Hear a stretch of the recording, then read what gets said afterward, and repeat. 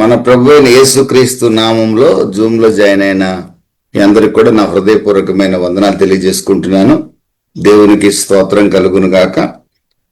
దేవుని యొక్క వాక్యంలో నుండి కొన్ని విషయాలు మనం క్లుప్తంగా ధ్యానించుకుందాం. యెషయా గ్రంథం 40వ అధ్యాయము 26వ వాక్యంలో ఒక మాట నేను చూపిస్తాను. అక్కడ రాయబడిన మాట 40వ అధ్యాయం 26వ వాక్యంలో, మీ కన్నులు పైకెత్తి చూడుడి అనే ఒక్క వాక్యంలోని కొంత భాగాన్ని మనం జ్ఞాపకం చేసుకుందాం. మీ కన్నులు పైకెత్తి చూడండి, లిఫ్ట్ అప్ యువర్ ఐస్.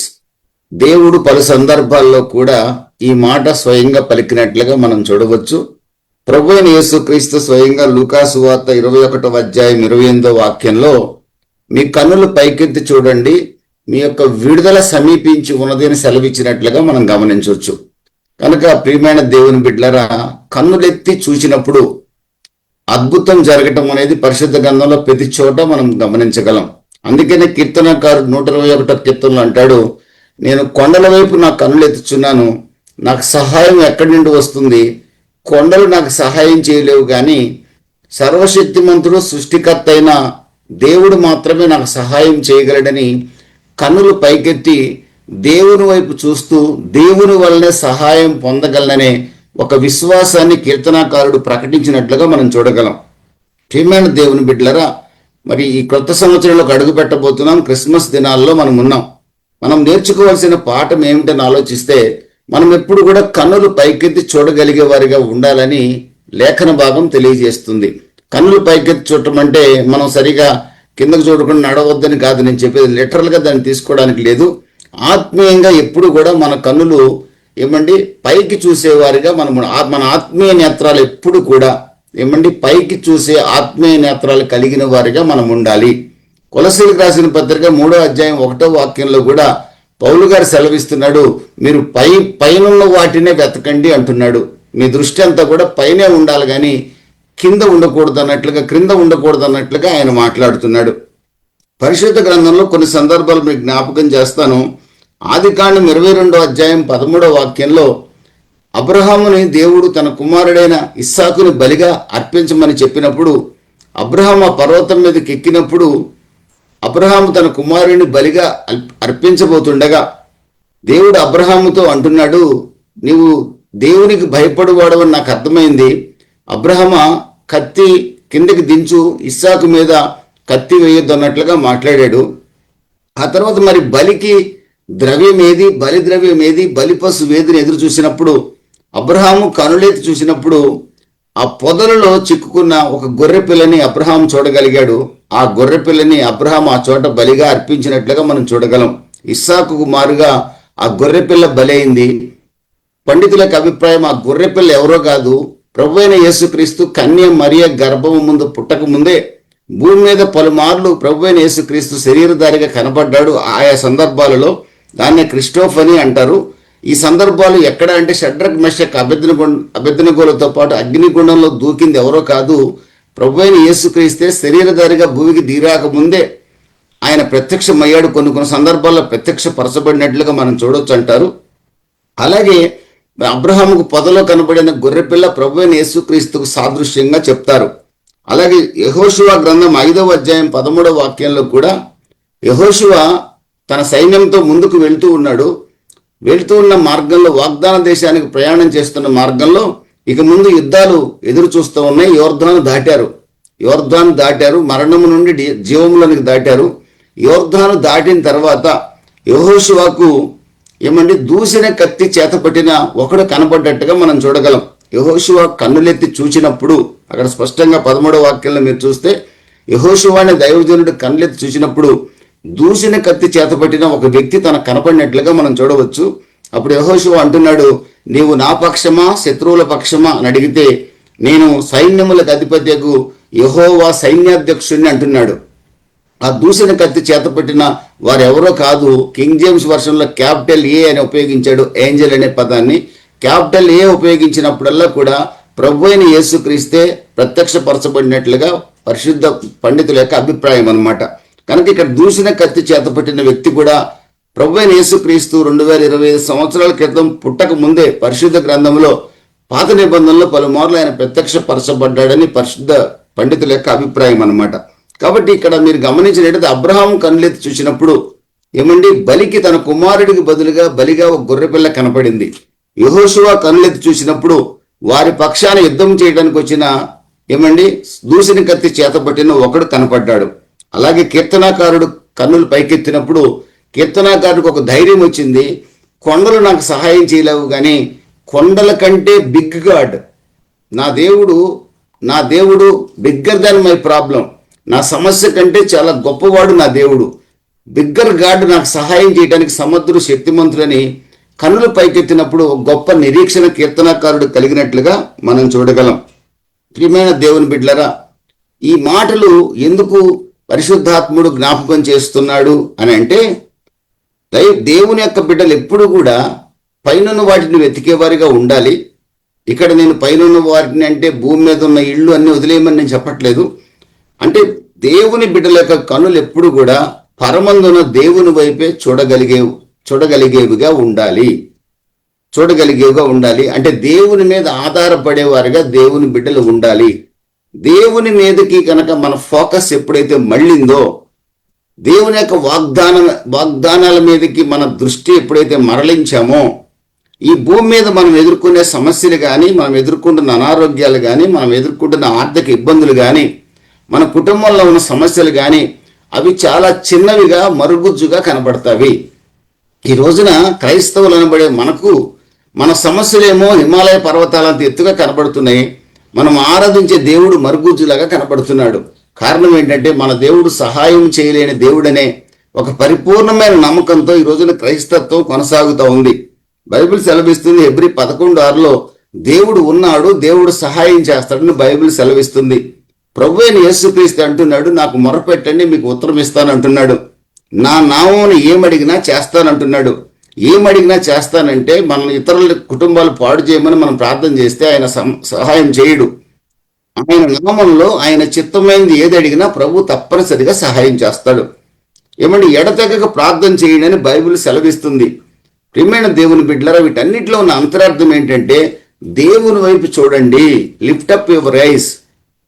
నిరాశ పడకండి. Don't give up. మీరు ఏ సమస్యలో ఉన్నా మీరు నిరాశ పడకండి, నిస్పృహ చెందకండి. అందుకే యోహాను సువార్త 14:1 ప్రభు స్వయంగా చెప్తాడు, మీ హృదయములు కలవరపడనీయకండి, నిరాశ పడకండి, నిస్పృహ చెందకండి. Don't give up. Lift up your eyes. మీ కన్నులు పైకెత్తి చూడండి. విత్ హోప్, నిరీక్షణతో చూడండి. నేను ఉన్నానని, నేను ఒక గొప్ప దేవుణ్ణని, సర్వశక్తి గల దేవుణ్ణని, నేను సృష్టికర్తనని, మానవాళి కొరకు అమూల్యమైన రక్తాన్ని చిందించి గొప్ప రక్షణ భాగ్యాన్ని కలిగించిన వాడిని నేనని, పరలోకాధిపతిని నేనని, పరలోక రాజ్యం ఇవ్వగలిగిన వాడిని నేనని, పాపిని పరిశుద్ధపరచగలిగిన వాడిని నేనని, రోగిని స్వస్థపరచగలిగిన వాడిని నేనని, దరిద్రతలో ఉన్న వారిని విడిపించగలిగిన వాడిని నేనని, మరణ పడకలో ఉన్న సైతం ఉన్నవాడిని లేపగలిగిన దేవుడు నేనని విశ్వసించి lift up your ice. Don't give up. నిరాశ పడకండి. మీ విశ్వాసాన్ని వదులుకోకండి. విశ్వసించారు కదా, విశ్వాసంలోనే కొనసాగండి. ఇది ఒక రకంగా చెప్పాలంటే 2026 సంవత్సరపు వాగ్దాన పూర్వకమైన సందేశం ఇది. ప్రభు నన్ను బలపరిచిన సందేశం ఇది. గత 3 దినముల క్రితం ప్రభు నాతో మాట్లాడి నన్ను బలపరిచిన సందేశం. దేవునికి స్తోత్రం కలుగును కాక. నువ్వు నిరాశ పడొద్దు. పరిస్థితులు ఏ విధంగా ఉన్నప్పటికీ డోంట్ గివ్ అప్. నువ్వు నిరాశ చెందొద్దు, నిస్పృహ చెందొద్దు, కుంగిపోవద్దు. కృంగిన వారిని, బలహీనను లేపగలిగిన దేవుడు నేనున్నాను. దేవునికి మహిమ కలుగును గాక. నువ్వు సాధారణమైన దేవుడిని నమ్ముకోలేదు, నీవు విగ్రహాన్ని నమ్ముకోలేదు, జీవము లేనిదాన్ని నమ్ముకోలేదు. జీవము గల దేవుడైన నన్ను నమ్ముకున్నావు గనుక నీ కన్నులు పైకెత్తే ఉంచు. ఎప్పుడు కూడా నిరీక్షణతో ఉంచు. సహాయం చేసే దేవుడు నేనున్నాను. ఎప్పుడు సహాయం చేస్తానో నీకు చెప్పను, ఖచ్చితంగా నీకు సహాయం చేస్తాను. కారణం నేను నమ్మదగిన దేవుణ్ణి, నేను అన్యాయస్తులైన దేవుణ్ణి కాదు. దేవునికి స్తోత్రం కలుగును గాక. ప్రియమైన దేవుని బిడ్డలారా, ఈ క్రిస్మస్ స్టోరీలోకి మనం వెళ్దాం. క్రిస్మస్ స్టోరీలోకి మనం వెళ్ళినప్పుడు క్రిస్మస్ సందేశం కూడా ఇందులో ఒక భాగంగా చెప్పడానికి నేను ఇష్టపడుతున్నాను. మీరు ఆరాధించే దేవుడు ఎవరు అని ఒకసారి ఆలోచన చేస్తే యెషయా గ్రంథం 40వ అధ్యాయము 12 నుండి 15 నుండి 15-16 వాక్యాలు కూడా మీరు చూసినట్లయితే తన పుడిసిటిలో జలములు కొలిచినవాడు, జేనతో ఆకాశములో కొల చూసినవాడు, భూమిలోని మన్ను కొలపాత్రలో ఉంచినవాడు, త్రాసుతో పర్వతములు తూచినవాడు, తూనిక చేత కొండలను తూచినవాడు. మీరు ఆరాధించే దేవుడు సిలువలో బలి అయిపోయి కొరడా దెబ్బలు తిన్న యేసుక్రీస్తు మీ కళ్ళ ముందు కనపడుతున్నాడు. ఆ యేసుక్రీస్తు ఎవరో తెలుసండి? జగత్ పునాది వేయబడక మునిపే ఉన్నవాడు ఆయన. ఒకడు అంటాడు యేసుప్రభు 2025 సంవత్సరాల క్రితం దేవుడు అంటున్నాడు. బుద్ధిహీనుడు వాడు. 2025 సంవత్సరాల క్రితం దేవుడు కాదు యేసుప్రభు. యేసుప్రభు ఎప్పటి దేవుడో తెలుసండి? జగత్ పునాది వేయబడక మునిపే ఉన్న దేవుడు ఆయన. ఆయనే ఆది, ఆయనే అంతం. దేవునికి స్తోత్రం కలుగును గాక. Is alpha omega. యోహాను సువార్త 1వ అధ్యాయం చూడండి. ఆది యందు వాక్యం ఉండెను. ఏమండి? వాక్యమేమో దేవుడి యొద్ద ఉంది, వాక్యమే దేవుడైండెను, వాక్యమే కృపాచ సంపూర్ణుడిగా ఏమండి భూమి మీద మన మధ్యలో సంచరించను. ఆది యందు వాక్యం ఉంది, వాక్యము దేవుడై ఉన్నాడు, వాక్యము దేవుని అర్థం ఉన్నది, వాక్యమే దేవుడు. ఆ దేవుడే యేసుక్రీస్తుగా భూమి మీదకి వచ్చాడు. అంటే యేసుక్రీస్తు ఎప్పుడు పుట్టాడు? మనకు తెలిసినంత వరకు కన్య మరియ గర్భంలో పుట్టాడు. ఇది మనకున్న ఆలోచనే. అందుకనే మన జీవితాల్లో కన్నులు పైకెత్తలేకపోతున్నాం, నిరాశతో బతుకుతున్నాం. ఈ రోజున నిరాశ నుంచి విడుదల పొందాలంటే ఒకటే మార్గం, మనం ఆరాధించే దేవుడు సృష్టికర్త అనే సంగతిని గుర్తుపెట్టుకోండి. ఆయన మూలముగా సమస్తము కలిగెను. అదే యోహాను సువార్త 1వ అధ్యాయంలో, కలిగి ఉన్నది ఏది ఆయన లేకుండా కలగలేదు, కలిగి ఉన్నదంతయు ఆయన వల్లనే కలిగింది, ఆయనలో చీకటి ఎంత మాత్రము లేదు, ఆయన వెలుగై ఉన్నాడు. అయితే ఇప్పుడు చీకటి మనలో ఎందుకుంది? ఈ లోకంలో చీకటి ఎందుకుందంటే మనం చీకటి బతుకులు బతికిన వాళ్ళం కాబట్టి చీకటిలో బతుకుతున్నాం మనం. నిజమైన దేవుడిలో వెలుగే ఉంటుంది, చీకటి ఏమాత్రం కూడా లేదు. ప్రభు అయిన యేసుక్రీస్తు అంతరిక్షాన్ని కలగజేసిన వాడు, భూమి ఆకాశాలు సృజించిన వాడు. కీర్తనల గ్రంథం 19వ కీర్తనలు రాయబడింది, అంతరిక్షములు ప్రభు యొక్క మహిమను వివరించుచున్నదని రాయబడింది. ప్రభు అయిన యేసుక్రీస్తు లేకుండా ఏది సృష్టింపబడలేదు. యేసుక్రీస్తు 2025 సంవత్సరాల క్రితం వచ్చింది దేనికో తెలుసా? మానవుడిని పాపం నుంచి విడిపించడానికి వచ్చాడు, విడిపించడానికి నరావతారిగా వచ్చాడు. కానీ దేవుడు ఆత్మస్వరూపైన యేసు ప్రభు జగత్తు పునాది వేయబడక ముందున్నాడు. అందుకని బుద్ధిహీనులు కొంతమంది మా దేవుడు యేసు ప్రభు కంటే ముందు పుట్టాడు ఇలా మాట్లాడుతుంటే వాళ్ళతో నేను వాదించడానికి ఇష్టపడను.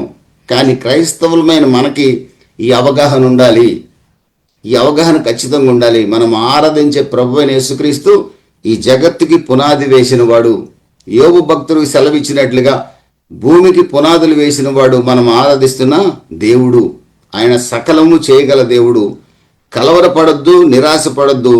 జలములు పుడిసిటితో కొలిసినవాడు, జానతో ఆకాశములు కొలిచినవాడు, భూమిలోని మన్నుని కొలపాత్రలో తూచినవాడు. మన్ను పరిమాణం ఎంతో మిల్లీగ్రామ్స్తో సహా చెప్పగలిగిన దేవుడు మన దేవుడు.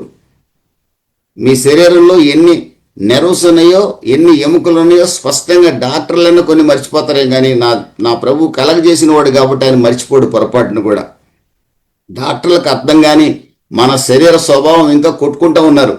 ఒకడొకటి చెప్తే ఒకటి ఇంకోటి చెప్తున్నాడు. ఈరోజు ఒక సిద్ధాంతం వస్తే రేపు ఇంకో సిద్ధాంతం వస్తుంది డాక్టర్లలో. ఎవరికి అర్థం కాదు ఈ బాడీ. నా బాడీ అర్థమయ్యేది నన్ను సృష్టించిన నా దేవుడికి మాత్రమే అర్థమవుతుంది. దేవునికి స్తోత్రం కలుగును గాక. త్రాసుతో పర్వతములు తూచినవాడు, తూనిక చేత కొండలను తూచినవాడు అండి. కొండల పరిమాణం ఎంతో చెప్పగలడు, బరువు ఎంతో చెప్పగలడు. దేవునికి స్తోత్రం కలుగును గాక. అలాంటి దేవుడు మనకు సహాయం చేయాలని ఆశపడుతున్నాడు. ఆ 40వ అధ్యాయం చాలా జాగ్రత్తగా చదవండి. గొర్రెల మందల్ని జాగ్రత్తగా నడిపించగలిగిన దేవుడు మనం ఆరాధించే దేవుడు. మనం గొర్రెలం, మనల్ని నడిపించడానికే మన దేవుడు దిగి వచ్చాడు. ఆయన చేతికి మనల్ని అప్పగించుకుంటే బలహీనమైన వాటిని చాలా జాగ్రత్తగా నడిపిస్తాడు. ఏమండి? పాలిచ్చు వాటిని చాలా జాగ్రత్తగా నడిపిస్తాడు. చూడుతో ఉన్న వాటిని చాలా జాగ్రత్తగా నడిపిస్తాడు. బలహీనులైన వాటిని భుజాల మీద ఎత్తుకుంటాడు. దేవునికి స్తోత్రం కలుగును గాక. ప్రభువా, నేను బలహీనున్నయ్యా, నాకు శక్తి చాలట్లేదు, నన్ను బలపరిచి నీ సేవలో వాడుకోమని నేను ప్రార్థన చేస్తే ఆయా సమయాల్లో ఎక్కడ లేని బలము నాకు ఇచ్చి నన్ను వాడుకొని మరలా తిరిగి నా ఇంటికి తీసుకొస్తున్నాడు ఈ రోజు వరకు నా దేవుడు. దేవునికి స్తోత్రం కలుగును గాక. ఆయన నమ్మదగిన వాడు. ఆయనకి పాలిచ్చు తల్లి ఏదో తెలుసు. ఏమండి? బలహీనుడైన తండ్రి ఎవడో తెలుసు. ఏమంటే బలహీనమైన పిల్లలు ఎవరో తెలుసు, ఏమంటే ఆర్థికంగా చితికిపోయిన కుటుంబం ఏదో తెలుసు, రోగాల చేత నష్టపోతున్న కుటుంబం ఏదో తెలుసు, లక్షలు ఖర్చు పెట్టలేక హాస్పిటల్కి పోలేక ఇబ్బంది పడుతున్న కుటుంబం ఏదో తెలుసు. కంగారు పడద్దు, కనులెత్తి ప్రభు వైపు చూడండి, నిరీక్షణతో చూడండి. ఏ మనిషి వైపు చూసినా, ఏ కొండ వైపు చూసినా, ఏ చెట్టు వైపు చూసినా, ఏ పుట్ట వైపు చూసినా ప్రయోజనం ఏమాత్రం ఉండదు. ఏమండి, సముద్రానికి హద్దులు వేసిన యేసు వైపు చూడండి, సమస్తాన్ని సృష్టించిన యేసు వైపు చూడండి. సృష్టికర్తకు అసాధ్యమైనది ఏమీ లేదండి. నూతనమైన అవయవాలను కలగజేయగలడు మన జీవితంలో. దేవునికి స్తోత్రం కలుగును గాక.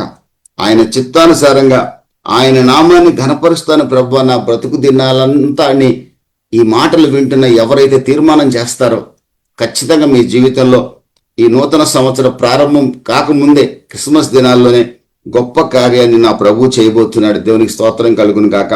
అదే ప్రియమైన దేవుని బిడ్డలు 40వ అధ్యాయంలోనే కృంగిన వారిని లేవనెత్తగలిగిన వాడు, సొమ్మసిలిన వారికి బలమిచ్చువాడు. 29వ వాక్యం యెషయా గ్రంథం 40:29లో సొమ్మసిలిన వారికి బలమిచ్చువాడు ఆయనే, శక్తిహీనులకు బలాభివృద్ధి కలగజేయవాడు ఆయనే. సొమ్మసిలిన వారికి బలమిచ్చువాడు, ఏమంటే శక్తిహీనులకు బలాభివృద్ధి కలగజేయవాడు. ఎస్, నా జీవితంలో ప్రతినిత్యము నేను అనుభవిస్తున్నాను, ప్రతినిత్యము ఈ ఆశీర్వాదాన్ని అనుభవిస్తున్నాను. శక్తిహీనుణ్ణి బలాభివృద్ధి కలగజేస్తున్నాడు, తగిన బలాన్ని నాకు ఇస్తున్నాడు. సొమ్మశీలిన సందర్భాల్లో నాకు బలమిచ్చి ఆయన లేపుతున్నాడు. దేవునికి స్తోత్రం కలుగును గాక.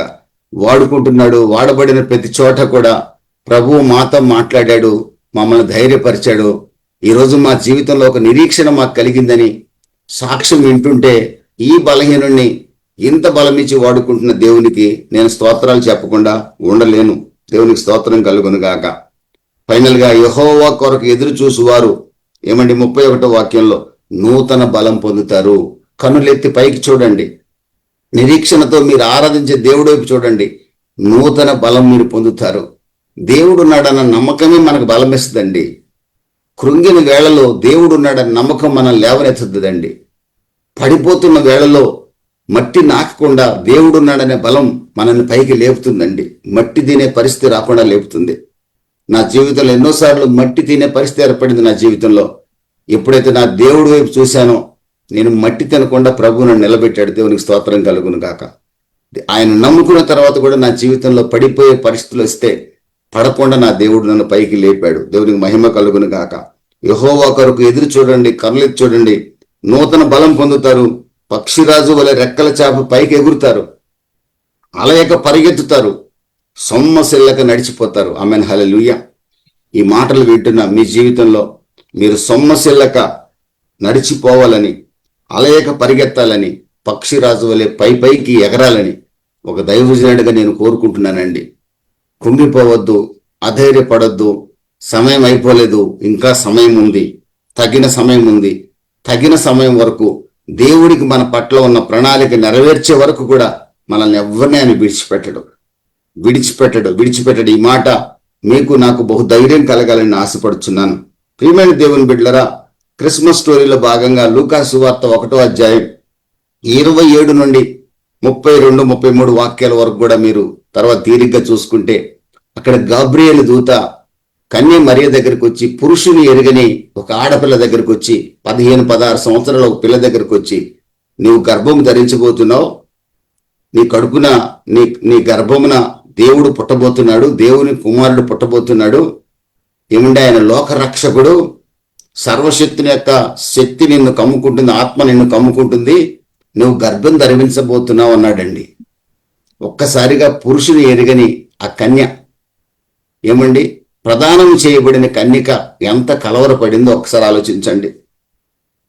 ఒక్కసారి తన కళ్ళ ముందు మరణ భయము తన కన్నుల ముందుకు వచ్చిందండి. ద్వితీయోపదేశ కాండం 22వ అధ్యాయం 13వ వాక్యం నుండి 21వ వాక్యం వరకు చదివితే, ఏదైనా ఒక వివాహమైన స్త్రీ యందు కన్యాత్వము కనబడని ఎడల, మొదటి రాత్రి కన్యాత్వము కనబడని ఎడల, వర్జినిటీ కనబడకపోతే ఆమెను రాళ్లతో కొట్టి చంపవచ్చు. వివాహం కాకముందు ఒక కన్య ఒక పురుషుడితో గనక తిరిగి ఉంటే, వివాహమైన వెంటనే ఆమెను పెళ్లి చేసుకున్నవాడు, ఈమెలో నా కన్యాత్వం కనబడలేదు, దానికి సూచనలు బైబిల్లో ఉన్నాయి, అవి మీ అందరికీ తెలిసి నేను చెప్పాల్సిన అవసరం లేదు. కన్యాత్వ సూచనలు కనపడకపోతే తప్పనిసరిగా అతను కంప్లైంట్ చేసి జూయిష్ హైకోర్టు కూడా తీసుకెళ్లి ఆమెను రాళ్లతో కొట్టి చంపొచ్చు. అంత భయంకరమైన మరణ శిక్ష ఒక స్త్రీ గనక, ఒక యవనస్తురాలు పాపం చేస్తే. ప్రదానం చేయబడింది, పురుషుని ఎరుగనిది. దేవదూత దిగివచ్చి అంటున్నాడు, నీ గర్భంలో బిడ్డ పుట్టబోతున్నాడు. ఏమండి, దయాప్రాప్తురాల నీకు శుభము, ప్రభువు నీకు తోడై ఉన్నాడు. చూడండి ఎన్ని మాటలు, నీకు తోడై ఉన్నాడు. ఆమె ఆ మాటకు బహుగా తొందరపడిందంటండి. తొందరపడటం అంటే భయపడిపోయింది. ఇదేంట్రా నాకు శుభం అంటున్నాడు, దయాప్రాప్తురాలు అంటున్నాడు, దేవదూత దిగొచ్చాడని. మరియా భయపడకు, దేవుని వల్ల నీవు కృప పొందితివి, నీవు గర్భము ధరించి కుమారుని కానీ ఆయనకి యేసు అని పేరు పెట్టుదువు. ఆయన గొప్పవాడై సర్వోన్నతుని కుమారుడు అనబడును. ప్రభు అయిన దేవుడు ఆయన తండ్రి అయిన దావీదు సింహాసనం ఆయనకి ఇచ్చును. నీకు బిడ్డ పుట్టబోతున్నాడు, అతనికి యేసు అని పేరు పెడతావు అన్నాడు దేవదూత అన్నారు. అప్పుడు ఆమె ఏమంటుంది, ఇది నాకెలాగూ జరుగుతుంది, ఇది నాకెలాగూ జరుగుతుంది, ఇది ఎలా సాధ్యమవుతుంది? నేను గర్భం ధరించడం ఏంటి, నాకు బిడ్డ పుట్టడం ఏంటి? ప్రదానం చేయబడ్డానే కానీ పురుషుని ఎరగని దాన్ని కదా నేను. పైగా మరణము నా ఎదుట, మరణం నా ఎదుట తొంగి చూస్తా ఉంది మరణం. ఎందుకంటే కన్యాత్వం కనబడకపోతే నన్ను రాళ్లతో కొట్టి చంపుతారు. ఇది నాకెలా జరుగుతుంది? అయితే దేవదూత అంటున్నారు, దేవునికి అసాధ్యమైనది ఏమన్నా ఉన్నదా? Nothing is impossible to God. దేవునికి అసాధ్యమైనది ఏమీ లేదు. ఖచ్చితంగా దేవుడు చెప్పాడు, జరిగి తీరుతుంది. ఆమెన్, హల్లెలూయా.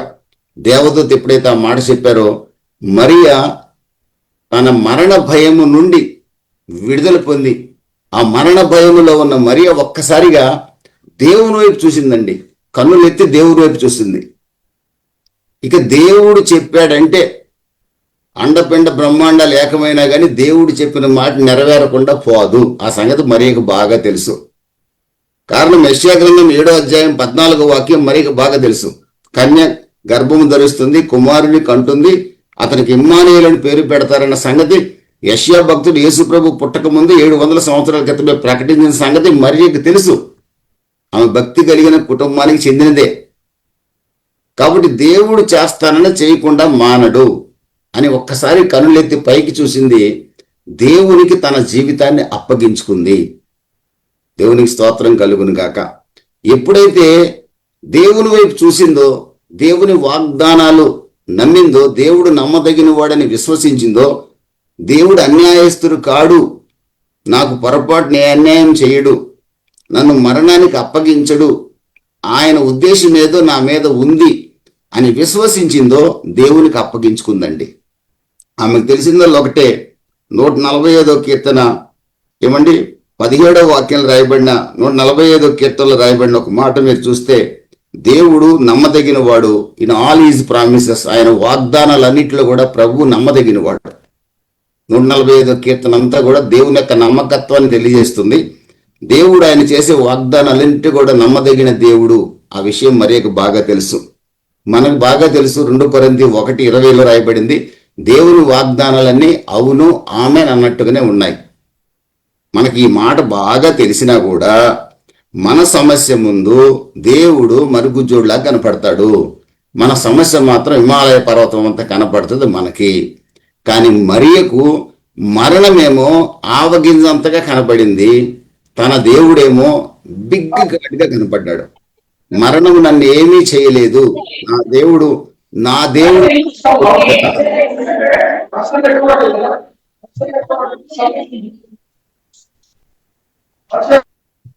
దేవుడు నాకు తోడుండగా మరణము నన్ను ఏమీ చేయలేదని ఒక నమ్మకంతో నమ్మదగిన దేవుని వైపు ఆమె చూసిందండి. ఎప్పుడైతే నమ్మదగిన దేవుని వైపు చూసిందో, ఏమండి, దేవుని చిత్తము నా జీవితంలో నెరవేరును గాక అంటూ సర్వశక్తుడు ఏది చేయాలనుకున్నాడో అది చెయ్యనియండి అని చెప్పి దేవుని దూత చెప్పిన మాటకి తను తాను అప్పగించుకుంది. ప్రియమైన దేవుని బిడ్డలారా, మరణ భయం తొలగింది, నిరాశ నిస్పృహలు తొలిగాయి.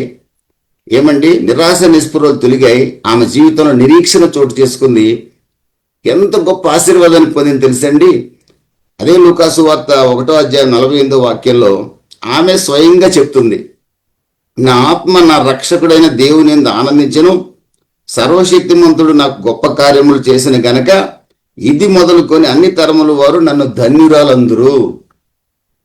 ఏమండి, మరణిస్తానని భయపడిన కన్య పిల్ల ఒక్కసారిగా ఎప్పుడైతే వాగ్దానం చేసిన దేవుడు నమ్మదగిన వాడు, సర్వశక్తునికి అసాధ్యమైనది ఏమీ లేదు, సర్వశక్తుడు మాట చెప్పాడంటే నెరవేరుస్తాడు, సర్వశక్తుడు అన్యాయం చెయ్యడు.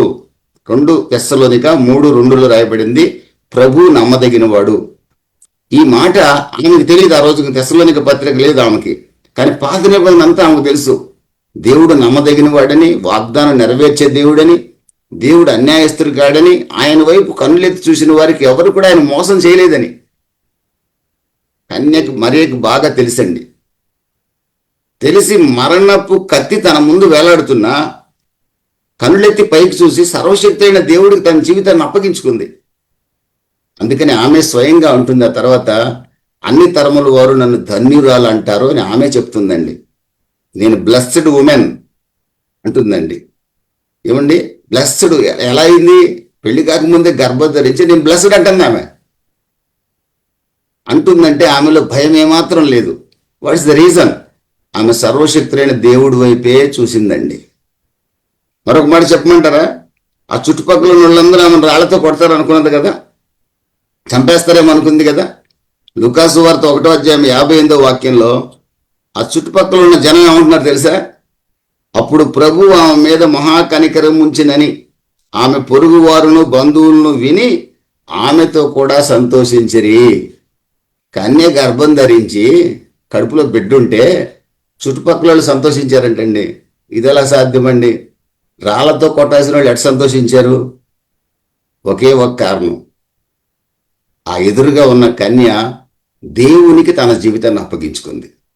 ఈ రోజున మనలో మన మీదకి ఎందరు రాళ్ళు వేయాలని చూసినా, సాతాను శక్తులు విజృంభించి మన కుటుంబాన్ని కబళించాలని చూసినా, ఏమండి, ఉద్యోగంలో, వ్యాపారంలో, సేవలు, రకరకాల నిందలు, అవమానాలు మన మీద బాణాల్లాగా పడుతున్నా, బాణాలు వేసేవాడి వైపు కానీ, రాళ్లు వేసేవాడి వైపు కానీ, నిందలు వేసేవాడి వైపు కానీ చూడకుండా, ఉద్యోగాలు నిన్ను బాధ పెట్టేవాడి వైపు చూడకుండా, నన్ను బాధించే రోగం వైపు చూడకుండా, సర్వశక్తులైన దేవుడి వైపు చూడగలిగితే, నమ్మదగిన దేవుని యొక్క వాగ్దానం నెరవేర్చగలిగిన నమ్మదగిన దేవుని వైపు చూడగలిగితే, నేను, నీ పరిచర్య, నా పరిచర్య, నీ ఉద్యోగం, నీ కుటుంబం ధన్యమైన కుటుంబంగా మారుతుంది.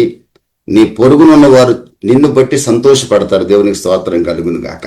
నీ ఆశీర్వాదాన్ని బట్టి సంతోషపడతారు, మన నాశనాన్ని బట్టి కాదు సంతోషపడేది. ఎందుకంటే సర్వశక్తులు నాశనం చేయుట అసాధ్యం.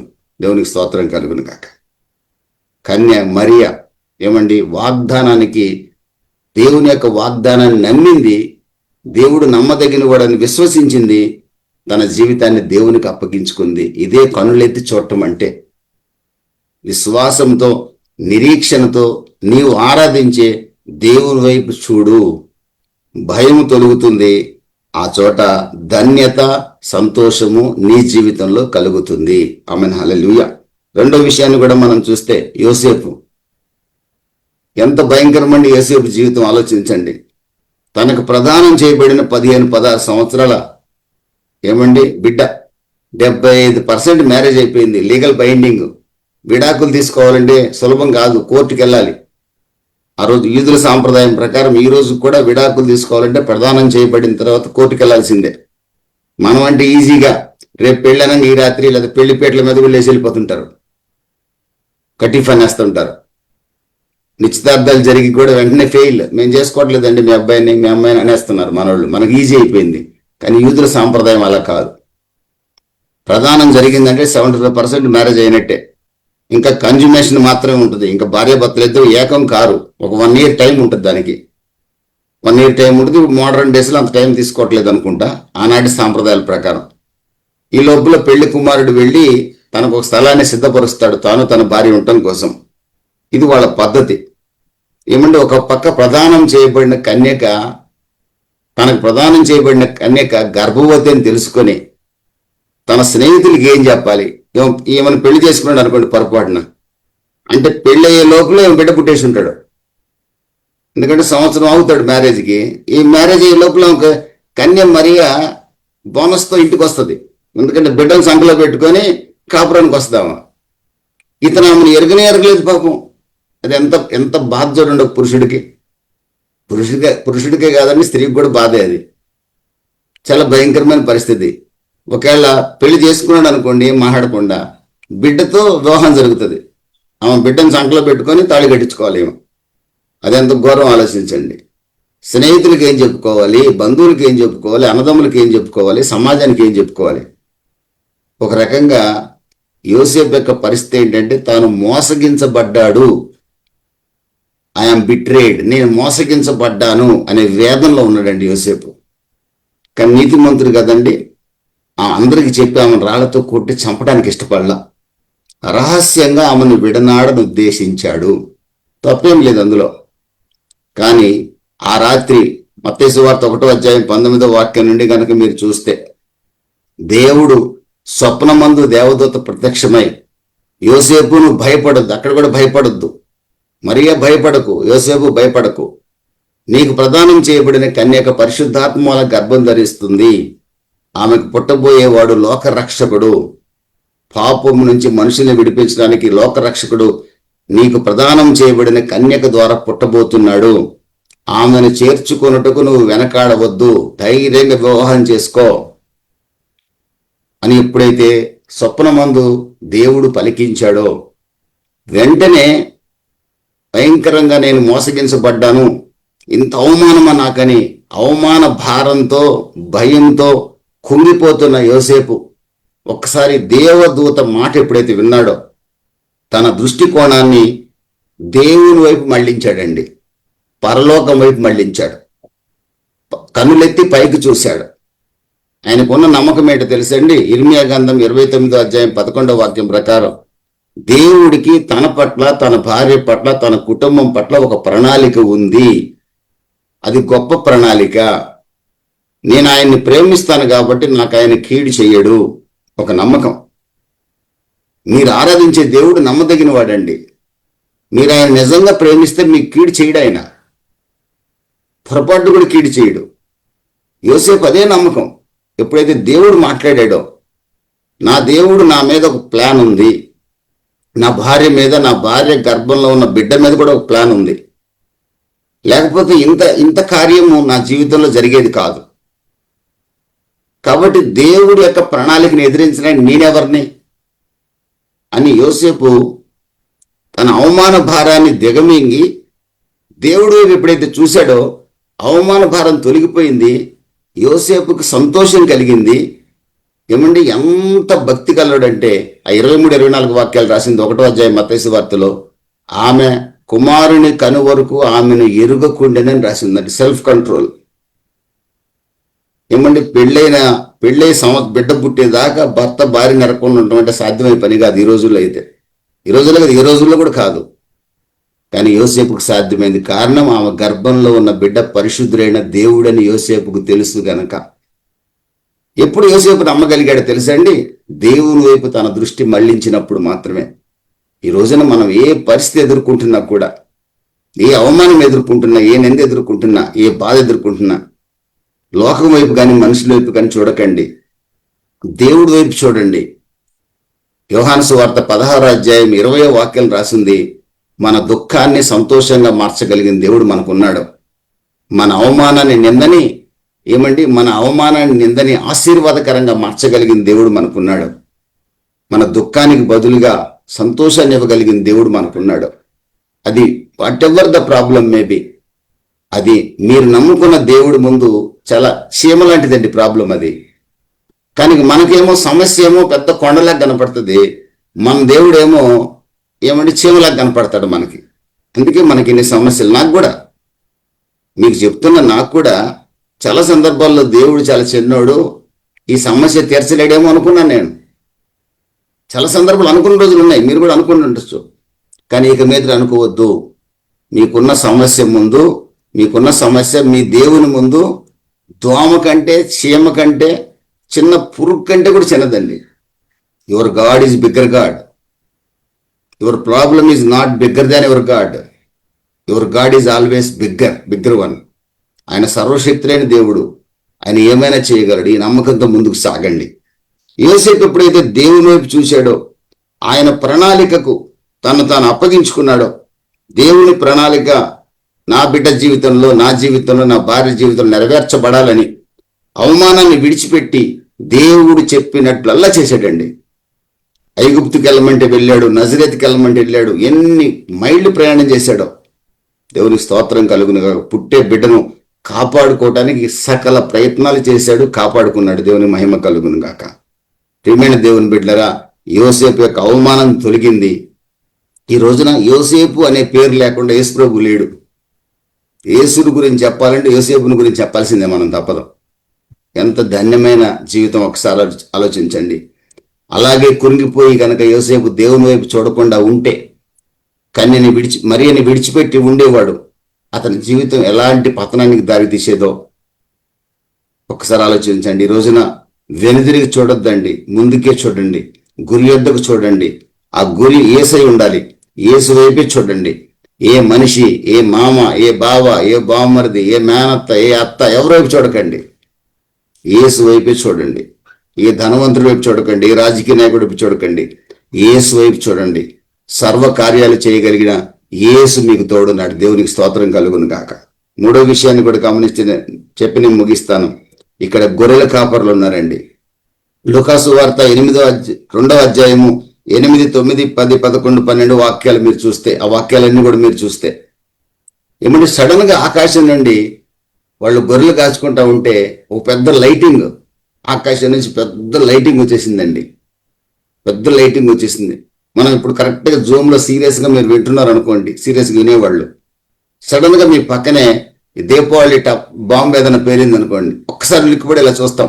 నేనైతే ఇటు చూస్తాను, మీరు చూస్తారు లేదో నాకు తెలియదు.